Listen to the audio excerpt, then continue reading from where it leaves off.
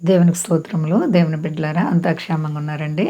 ప్రతిరోజు ప్రభువారు చక్కటి వాగ్దానాల ద్వారా మనతో మాట్లాడి మనల్ని ఎంతగానో ఆశీర్వదిస్తూ ఉన్నారు.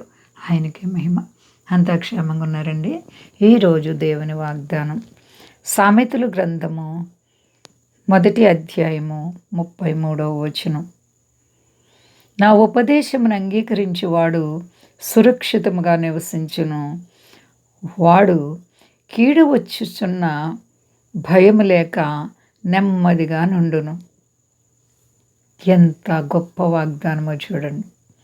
కీడు అన్నప్పటికీ కూడా భయపడరంటండి. ఎవరండి అండి? భూమి మీద ఎవరి విధంగా ఉండగలరు?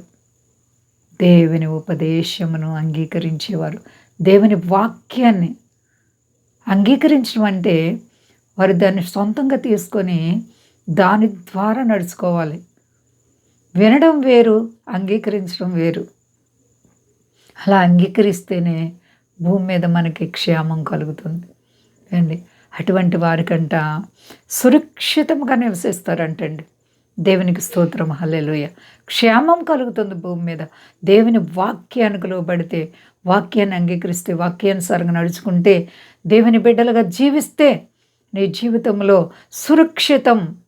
ఏ అపాయం వచ్చినా సరే కీడు నుంచి తప్పించే దేవుడు, మేలులు చేసే దేవుడు ఎంత అద్భుతనీయుడో చూడండి అండి.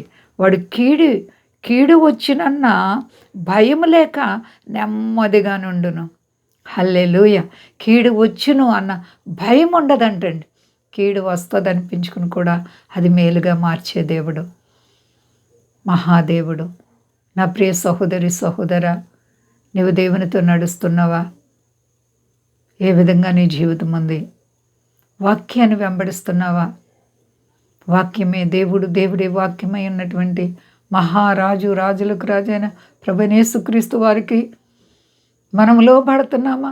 భయభక్తులు కలిగి ఉన్నామా?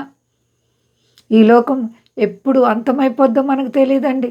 మనం ఈ లోక భోగభాగ్యాల్లో మునిగిపోతున్నామేమో. చూడండి ఎంత భయంకరమైన దినాల్లో మనమున్నాం. ఎక్కడ చూసినా అశాంతి.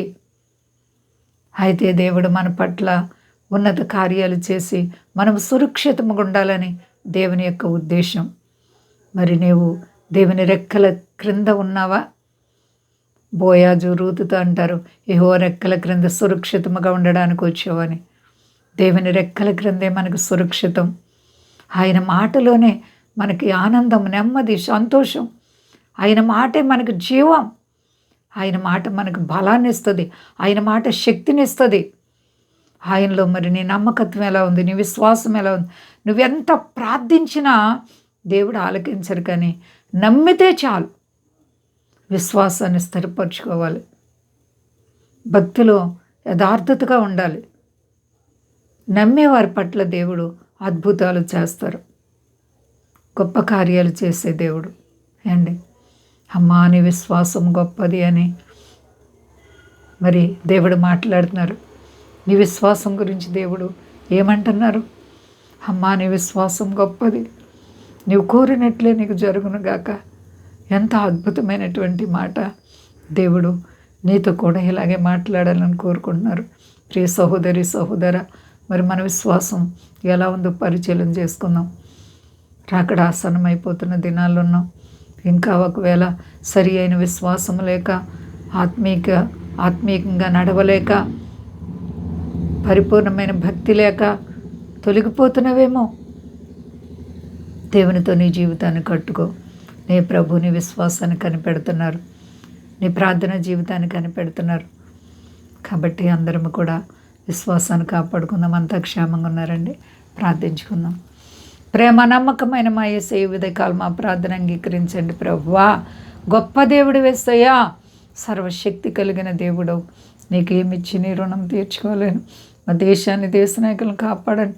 సర్వ ప్రజలను కాపాడండి. మీ దాసులను కాపాడండి అయ్యా. కష్టాలు, బాధలు, ఇరుకులు, ఇబ్బందులు, ఆర్థిక పరిస్థితులు, ఆయా వ్యాధి బాధలను ప్రతి బిడ్డలకు యేసు నామములో విడుదల కలుగును గాక. అందరికీ క్షేమాన్ని దయచేయండి ఆయన. సర్వ ప్రపంచాన్ని చల్లగా కాపాడండి. సమస్త దేశాలకి నెమ్మదివ్వండి, శాంతినివ్వండి. యేసు గొప్ప దేవ, నీ సన్నిధి కాంతి ప్రకాశమైన నీ ప్రభావం నీ ప్రజలుగా మా మీద ఉంచి మీ నామం గొప్ప చేసుకుని సాతానికి సిగ్గు నాశనం, నీకు మహిమకు ఆశీర్వాదం ఇమ్మని శక్తి గలేసేనామని అడుగుచున్నాను తండ్రి. ఆమేన్. అందరికీ వందనాలండి. మా కొరకు పరిచయం కొరకు అందరూ ప్రార్థించండి. ప్రభువారు మిమ్ములను, మీ బిడ్డలు, మీ కుటుంబాలను దీవించి ఆశీర్వదించునుగాక. ఆమేన్.